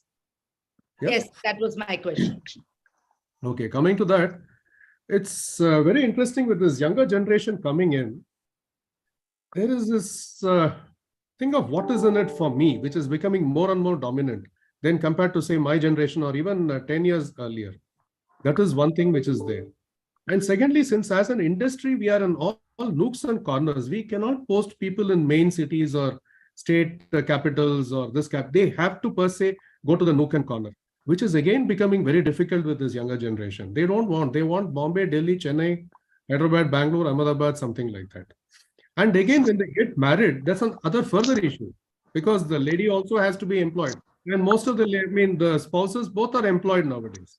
It's not like earlier in my generation when my wife was a homemaker. So she was willing to come wherever I go. That is not there. So now both the people will have to go to the same place. So all these things are really bringing up lots of issues for us already. And we are all wondering how we are going to handle this. So I think attrition will rise in the future as such requirements come up. But there is a charm, I think, for these people to come and work in a PSU for whatever reasons, for the challenges or for the freedom. There is one thing people enjoy, the freedom to do what you want. Your boss never tells you not to do something. I think that is one thing which I said earlier also, which is still there and which keeps things going. And other interesting thing which is happening, at least in the Indian Oil, is nowadays we find we get more people from the northern belt joining Indian Oil. People from the southern belt, it must be very interesting for all of you. From the south, there is hardly anybody coming except from Andhra. Andhra people come, Rajasthan is there, Bihar is there. If you want the three most dominant states. So this has its again own problem. Because mine is an all India industry. I need people in the south, people in the east, people in the west, but there is nobody joining the corporation from the west, east or south. It's mainly from the north or from one belt in Andhra. And people don't, the guy from Rajasthan doesn't want to get posted in Kanyakumari. So this is creating a lot of storm nowadays. And we are just seeing the tip of the iceberg. I don't think we have really come up with a clear plan as to what to do about it. So this issue, as well as youngsters getting married, so these are all certain issues which we are facing nowadays. So this is what I would like to leave you with. Yeah. I'm sorry, my internet is unstable, so I would have missed a little bit of it, but I hope the audience got to hear. But I would like to ask the last question now to all three of you because of the paucity of time, because we have some audience questions also which are coming in. So I'll Okay. start with Mallika and then move on to Harsh, and last but not the least, I'll come back to Ganesh on the same question. See, it's very strange that, our internal factors are the same. We don't differentiate that he's a step recruit, right? We give the same hiring, we give the same induction, we give the same supervision, we give everything what we give every individual who walks in through the door. The second thing that we do is also there are some external factors. The brand may be smaller, the brand may be bigger, but there is a environment in which you're functioning. Have you ever sat down to evaluating and seeing why is the performance of the topmost guy and the lowest common performer? What is that? Why is there so much of a variation? And what is that single reason for this? And where is it that we can seek help in ensuring that this performance is measured properly to ensure retention and, most importantly, career and infant attrition, which is less than 1 year, comes to a standstill? So I'm going to start with Mallika. And then, of course, Harsh, you'll have to just pick up from there because we have paucity of time. And then I'll ask Ganesh to wrap it up before we move to the audience questions, because we have a huge list there as well for each one of you. So over to you, Mallika. Shanta, actually, I would not believe that everything is uniform. That is desirable. It has not been attained.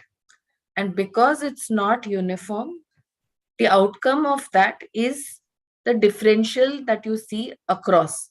So maybe the quality of training that is given in one location will be very different in another location or to another set. The monitoring in one location will be very different in another location. So that is a given. Till now, I mean, this is a desirable, and hopefully we're doing certain projects, and I hope, that gives us better insights.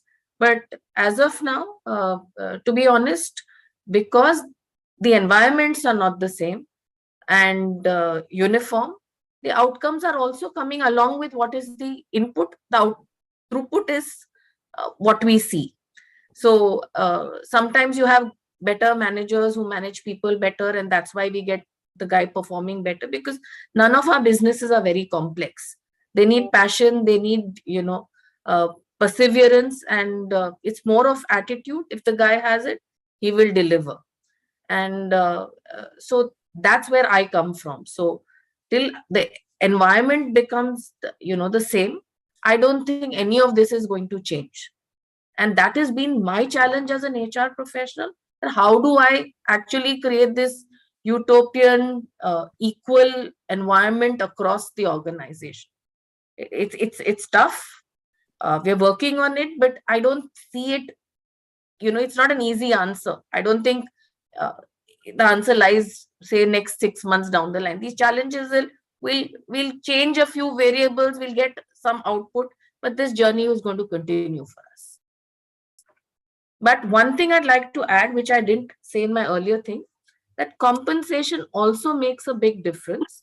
So most of my frontline, we keep their fixed compensation relatively low. We want the good performers to eat into our fixed cost. And I mean, not the non-performers to eat in our fixed cost. Plus, I'm very, so the variable emoluments that they make are far higher. So a better performer will make far more money than a non-performer. So that helps me control my costs. Two is also that when you have this population, going, you need to continuously, see the market, what is happening, and quickly bring in change onto the table. So if something has worked, you cannot say that this worked well. You'll have to relook at it as in, you see certain triggers, and be willing and not live. If I think my Sherpa program is great, someday I'll have to give it up to find something else. And I think some of that probably will help all of us. Mallika, thank you. And Harsh, over to you. We have 1 minute, and before we move on to the audience questions. So from Mallika, I'm moving on to Harsh on the same question. So my answer is actually a mirror of what Mallika has already said correctly. If I could be a McDonald in terms of processes, I would be a McDonald in terms of processes. same result under 3 minutes. I would love to do it. That's the biggest challenge that I think all of us face in terms of saying, are the inputs standard? Is the throughput standard? Then your output can't go too varying. Yeah, there'll be some individual brilliance that can change slightly, but how is it that you have two extremes? Some people making good incentive and some people not making any incentive. But there's a push for us to ensure that we are able to make it more consistent. Yes, 6 months may not be enough. Managers make a difference, and that throughput, I will not beat that too much. We have all known that makes a difference. However, in terms of training, how can I standardize that training? How do I ensure that that training is available on the fly? These become, and subtasks. Murli, I've spoken to at length, and he keeps on saying subtask, and that's the most critical part. How do you track it? How do you know that the subtask was performed to that perfection, that the end outcome is guaranteed? No, so the answer is, do we have a solution to it? Well, I think all of us are looking for that holy grail. The day we figure it out, at least HR won't be required because the process should take over. And that would be a lucky day for HR, saying that truly the managers have become frontline HR. Why am I required? Build the framework and get out of their way and let them do it. But I'm sure that day is not too far. Today, technology can do a load of things that wasn't possible earlier. And as an organization, we believe that define your processes, get your outcome. The differential is too high, just too high. That goes without saying. And Malika, your point is absolutely valid. I think you have hit the nail on the head. The input variables are different. People are different. Assessment can be done, but input variables are different. Once we are able to standardize it, I can assure you all of us will be able to say the outcome will be standardized too. That's that from my side. I would want to hear more from Ganesh. Yes. So we have, thank you, Harsh, for handing it over quickly, and I'll get on to the audience questions after Ganesh. I know Shanta has only 10 seconds for me, but I will take 30 seconds. We always like to beat the timelines. You're welcome. To me, what strikes me is the sense of ownership in each person. I think that is a critical factor.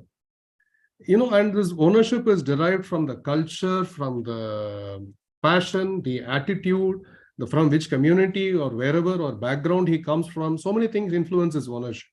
So perhaps what is logical is there has to be a different input to each people to get the same output. It may not be the same input to everyone giving why the same output is not coming. The inputs to each person has to be in tune with his background, with his culture, with various factors. That perhaps will bring out a uniform outcome at the end. So I'm just finishing it very quickly. I think that's the response I'd like to give in 30 seconds. Thank you. Thank you, Ganesh. It was a quick 30-second, and it should have been a rapid fire. Right now. So you know what? The audience have asked us more questions than I asked. So you know what? It's going to be the first question is to thank you, Akshita, for helping me through this process while we were on the chat box. Harsh or Mallika, any one of you can raise your hand to take this question, depending on whoever wishes to. How do you design the performance scale of a new hire on a week-on-week or month-on-month or quarter-on-quarter basis? Is there a clear deadline by which the new hire has to be at the minimum productivity level required to deliver ROI on that frontline executive? Now, this is a big question. We'll expect a small answer because there are many more questions. Okay, I'll start and Harsh can, rally post, I think.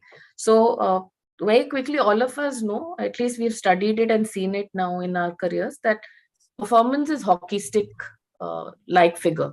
So you come, it goes down, and then you start rising. That has been acknowledged. At least at our end, we have acknowledged it. So nobody gets, the targets that a person, he may be a fresher or he may be somebody who comes from another organization. So we give that incubation of the 90-day period for them to familiarize, because processes differ. I have seen a lot of people who have been great successes and very successful and big, banks join us, but fail at doing the same thing in an NBFC.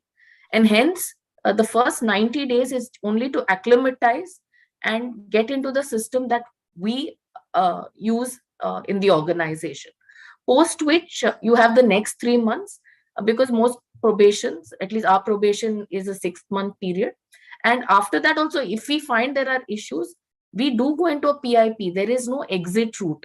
I am very firm, especially with all the managers, that if in fact their target is to get the guy in, if he gets into a PIP, to get him off the PIP and not exit him out of the system. I see success in people who get people off PIP back into performance than people who exit people. And so, that's the kind of approach that I've seen being more fair, more acceptable, and also helps, retain people. So some amount of patience, though business is extremely impatient, they would have liked people to bring files with them even before they join and log in the day they join. But some of us have to put these frameworks and ensure they are implemented. So implementation is key to, succeed in reducing infant attrition. Over to you, Harsh. Actually, you have covered it really well. I don't think so that, of course, you can't give somebody who's just joined the same target as somebody who's been working with you for a year. There's no comparison, and it'll be very unfair. Of course, you have time for induction. Of course, first month, I can't give a target when the person is going through that induction training, knowing about the process. And that's not the aim. Yes, business does expect numbers to come in from day one, because they're tracked on productivity overall. Whether they have the resource or not, you'll have the same challenge that if they had a budget of 5 and they've lost 5, they can't say, I'll not be able to perform. And that's not an excuse. You shouldn't have lost 5 people in the first place. But that does translate to pressure on the individual day one. The aim is, we stagger saying, yes, first 3 months is the time to settle down.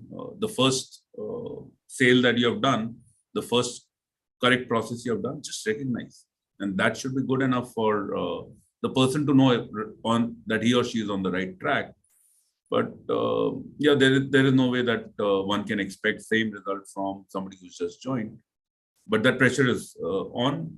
How fast you reach there is critical, because please understand, those who make incentive tend to stay longer. The longer they stay, they make incentive. And that's the conundrum that one faces. What will come first? Aim is, if we can just ensure that at frontline level, specifically and across, if a person stays for 3 to 6 months, has had decent number of sale without coming under pressure, then that infant mortality won't happen. I don't like to use that word. I'm an engineer. I prefer decay rates. That's still better. But yeah, the terminology is decay rate, the infant mortality. Plus, I have to say that my MD is very clear. There is no, so bankers usually like to classify, I think everybody does, regrettable and non-regrettable attrition. He's clearly said there are, all attrition are regrettable. You did hire them, right? So that change in philosophy is actually helping us. Nobody can say, oh, but that guy didn't do well. Your responsibility, there are no non-regrettable attrition. So those things are changing, yeah. But Malika, really can't ensure that I can give a better answer than you. You did, again, nail on the head. Thank you. So many nails on the head, and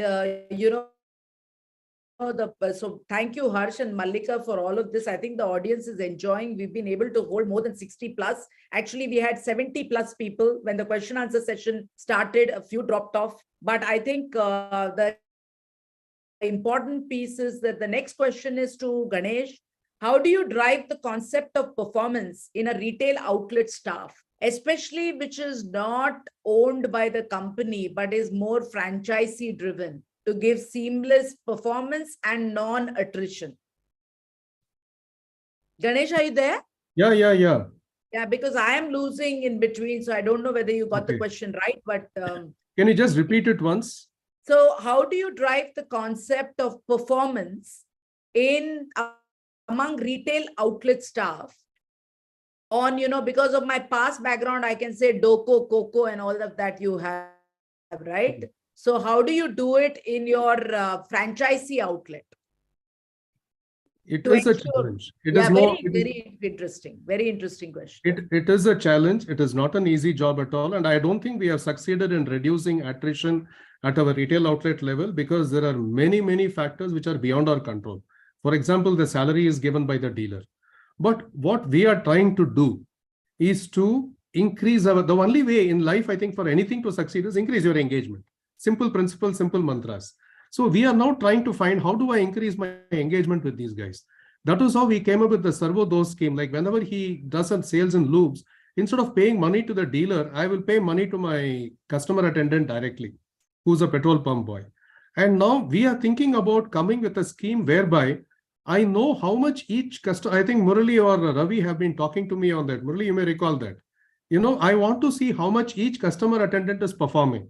How much is he selling? How much is he doing? Some identification tag for him so that we start engaging with him. And again, in these Seva Shubir programs and whatever, one of the most important things is we have advised our officers to start engaging with them, identify champion trainers amongst, champion customer attendants amongst the group who will again train the peers. That's another way of recognizing. We will send these people to retail outlets around and ask them to train people. We have somehow come to believe that recognition is something very important. Yes, there's no doubt that compensation is important. But while we are not able to do very much on that aspect, we continue to do something on where we can work on. That is recognition part. That is what we are doing right now. Does that answer somewhere? Yeah. The person who asked the question should be completely answered, on this, because what our questions are pouring in. So, and we have a paucity of time. So what I'm going to do is, Harsh, this time I'm going to give you the first right of the question. And then I'll move to Malika if the same question she wants to add on something. With the poverty mindset in recruiting, where the talent acquisition team is desperate to hire and attrition is sky high. Are we really in a position to demand and get delivery of performance in a highly cluttered market? So we have gone back to basics here. Question is right. I would rather not lose a person who's joined, and again, attrition is high, so I'm still losing people. So that's not a excuse. But if you have done your assessment right, if you have looked at performance evidence, so let me give an example. I know that for a fact that if a person has worked less than 1 year in a previous organization, what's the probability that the person will last with me for 2-3 years? Low probability. A person is so we are going back to the basic saying, if the assessment is clear, the person has worked some time, we'll ask for performance evidence.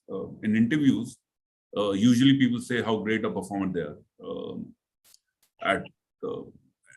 So we just ask, okay, you back it up with your performance evidence. Have you made incentives? Have you got a rating? Show me the letter. So that way, yes, we are still losing people, but we do not lose on the fact that the person needs to establish, and we need to establish that the quality of hire is not going wrong. Everything else could be going wrong. And that's the choke point that we have.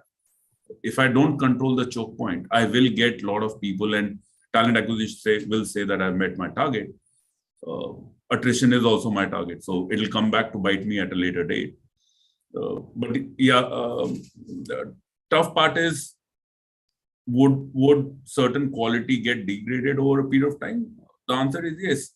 But that constant endeavor that certain things require at a CHRO level for me to approve is a given. There is no way that I'll relinquish. Some bit of attrition has come under control. Earlier, we were hiring currently not working people. Women, I'm okay.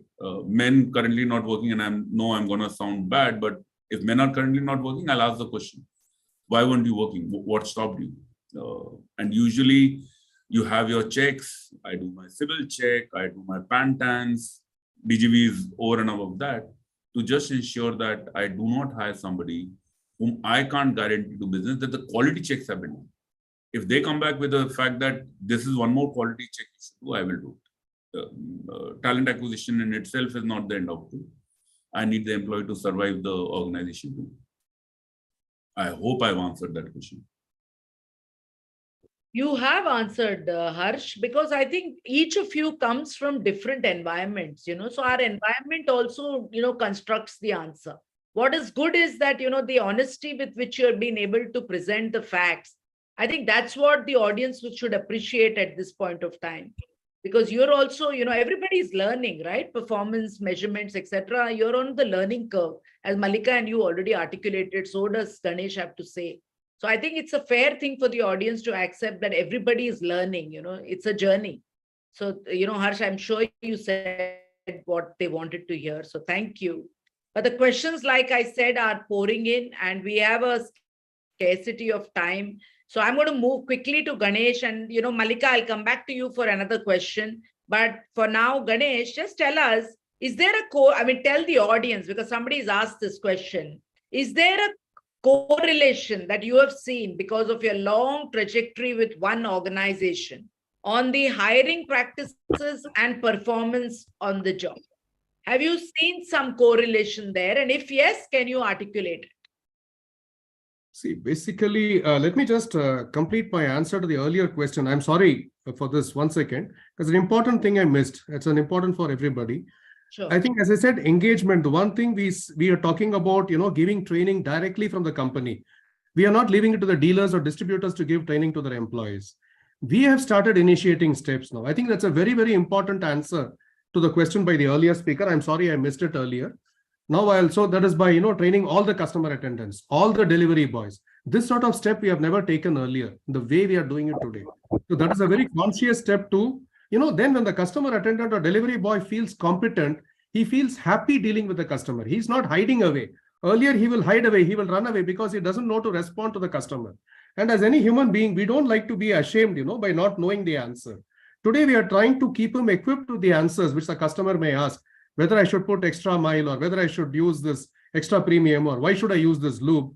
We are training him to give all these answers. We are not leaving it to the dealers or the distributors. Sorry, Shanta, I'll come back to this. Whether the hiring and performance is having a impact. What we would say is our practice of hiring has somehow not changed for our officers, at least over the last 30 years. We still hire through our common entrance exams, through an interview pattern, and that is how we select. It is a process set as per the rules of the government, and we have not made much changes in it. It is just that the pattern of people joining us has been changing. So that is what I'm trying to say.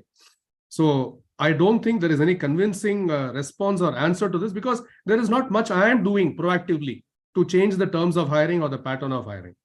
Is that okay? Yeah. Yeah, okay. But, I'm sure, if you went in deeper, you would find some pattern at some point, because how is it also impacting performance will be important to see as we are looking at architecting performance of the frontline workforce. Maybe that needs a full discussion separately as to look at this, an audience question and an interesting one at that.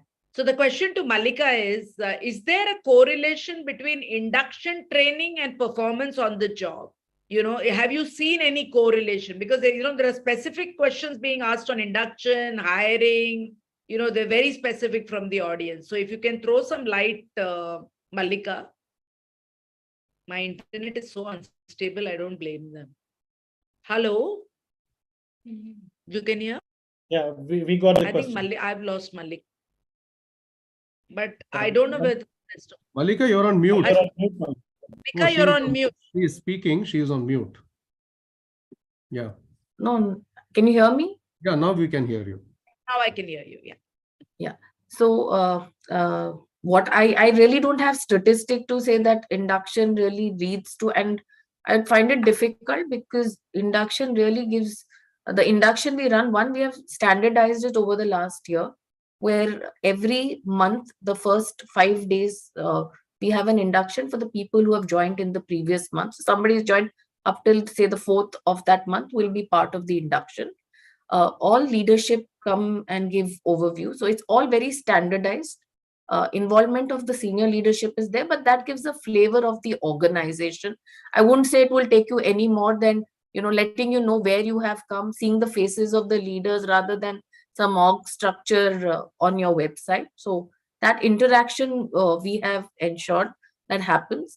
So I would say it just gives you, from you believed in the Tatas, you came into the organization. Now you're seeing the face of the people that really are behind that organization. So I can't see a correlation. I have not seen a correlation.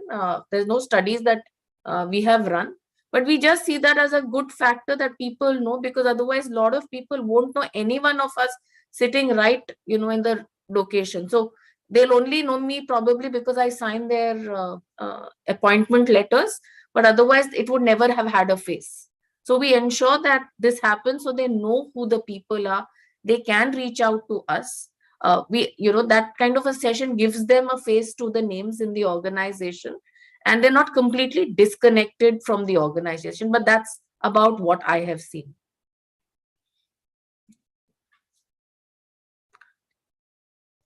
Shanta ma'am, you're on mute. Yes, sorry. Can someone tell me time check? Okay. So, Harsh, somehow there are a couple of questions direct to you.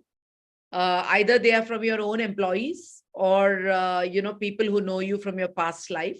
So I'm going to ask you the question as it's come in. So this says, question to Harsh Kumar: how important is work culture? Although Ganesh did touch upon culture and, things like that, I think they want to hear it from you, Harsh. So over to you. Ganesh also made a statement which I use often.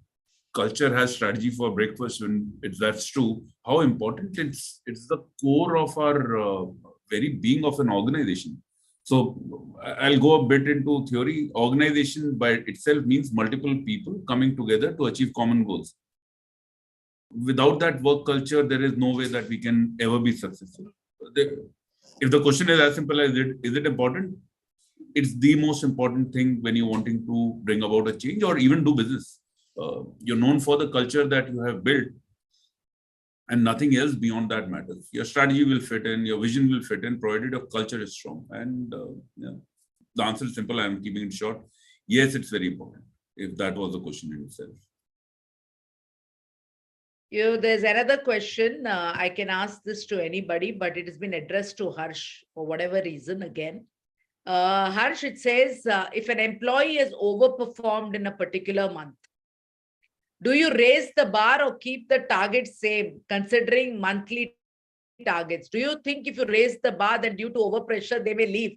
Looks like some frontline person is asking you this question, who is a high performer. So maybe it's the right time to use this opportunity to do the one-to-many conversation. Harsh, don't miss this opportunity. Mallika, you want to add on? Please do. No, I don't think so. We raise the bar for the overall group. That I don't think so we'll ever do. But if you have challenged yourself and you're doing well, your competition is not somebody outside. Most probably now your competition is you. You want to raise the bar. And small things that I've worked in, I've been blessed with a good team. Wherever I've worked, I have to make that statement clearly.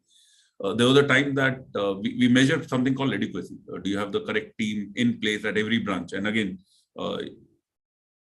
people took bets that 100% adequacy can never happen. Manpower can still happen. That's not an issue. You can overshoot it. Adequacy cannot happen. You need a captain, you need a branch manager, you need 2 tellers in a branch, you need, let's say, 1 RM. That configuration has to be met in a place like, let's say, Chhattisgarh or a place like MP. I was surprised that there are people who reached 100% when it was deemed to be impossible. Did they touch 98%? Yes. If I would have got satisfied at 98%, or they would have got satisfied 98%, 98% was itself very good. But if you touch 98%, that 2% is never too much of an effort. Actually, you can reach that 100%. And again, should you challenge yourself? The answer is obviously yes, because your growth is dependent on that. You've earned incentive. Congratulations. You have hit the topmost bar. You made, and in HDFC Bank, certain roles could make 16 lakh of incentive in a year, or I know 32 lakh was the highest amount. You have reached there. What stops you from taking that next big leap to the next big role where you will still make, beyond a particular point, career becomes important. It's just not about incentive, but challenge. You should be remembered after you have left that role, not the organization, hopefully. You should be remembered for the benchmark that you created. Would you want to leave at a benchmark which is, let's say, 300%? Well, try 400%. Again, the organization will not change the benchmark. You should, the individual should. So we'll not allow an employee who's done so well to leave the organization in the first place.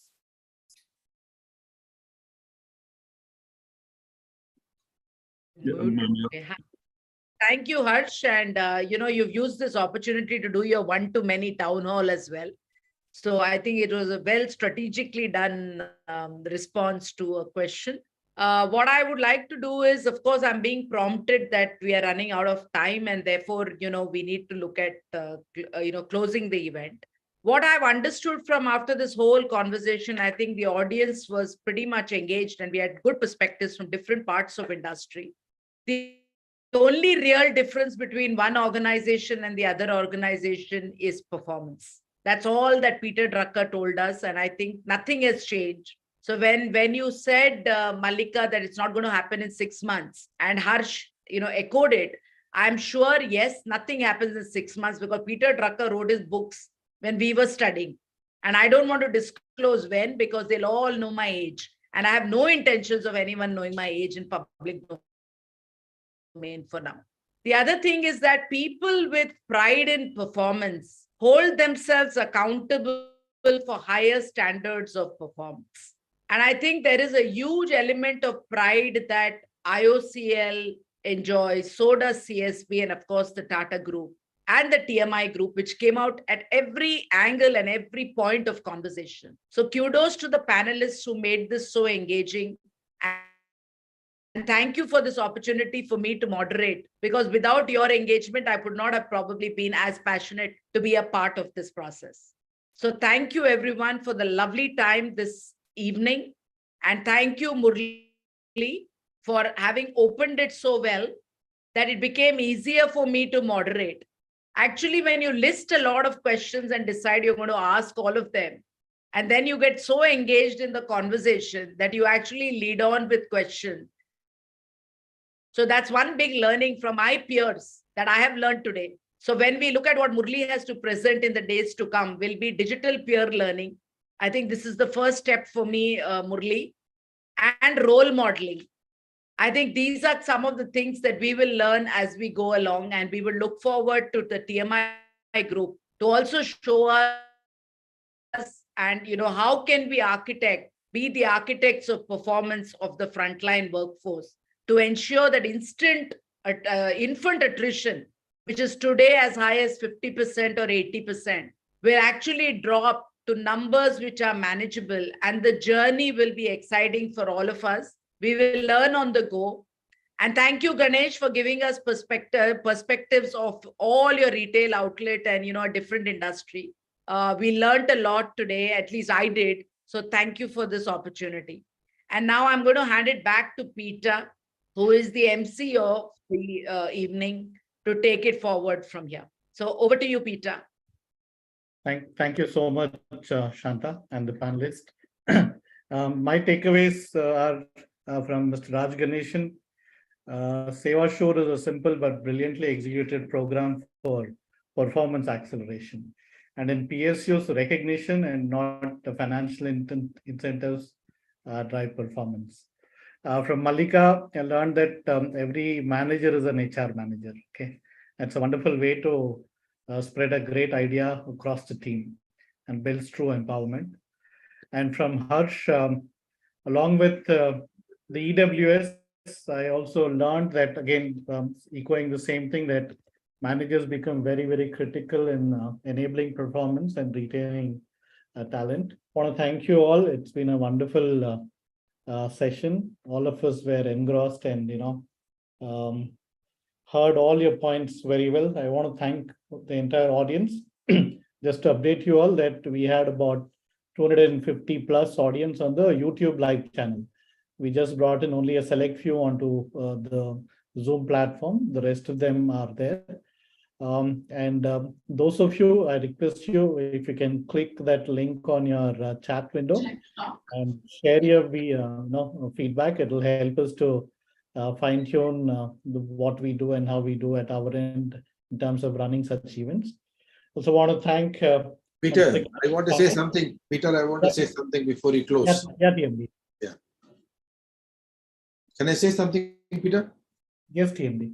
First, a big thank you. Very big thank you for all of you it's a big achievement for me to stay for 2 hours, listen to all of you, because I've been researching this project for last 3 years. I've slept morning, evening, dinner, thinking about this problem. And I think what Shanta said is important, that we are going to conduct a very interesting workshop in TISS. I would request some of you, we're going to talk about 2 big things in it, what is called People Performance Analytics Framework. What should be the framework which brings out the exceptions and tries to learn from data what the reality on the ground is. A lot of you have a lot of experience and you're extrapolating from the experience and conclusions, but we need the data to support that reality. And the performance analytic platform, which we are now trying to build, is trying to give you some shape to this reality. The second one is role modeling, like what Harsh was talking about, what HDFC Bank is talking about. What my experience has been, role mastery has been forgotten. We are doing induction. Role induction has taken a backseat in whatever we do in training also. For many of our customers, we talk about competition, we talk about product, we talk about regulator, but we don't talk about how to do the job. To me, the role induction cannot be based on skills. It should be based on role mastery, which is only critical subtask. Every role has only about 20% of the subtasks are critical. Now, what those 20% is what we are trying to do by a model called role modeling. These 2 will be covered in that TISS workshop. So those of you who are listening, those of you, the panelists, if they want to nominate somebody for the workshop, I would encourage you and I would like to meet some of you there. Thank you, Peter. Thank you, TMD. Thank you, Murli.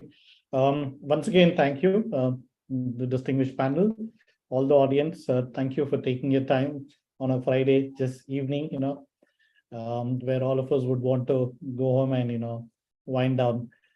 With that, I also want to thank the entire team which put together a lot of background work of, running around, making sure everything was done, including, setting up the speakers, understanding their perspectives. Big thank you. Good evening, and continue to work with TMI. Thank you. Thank you. Thank See you all. you, everyone. Bye. So Harsh, you and I have a coffee date between the 1st and the 4th. Yes. Yeah. Yes. Take care.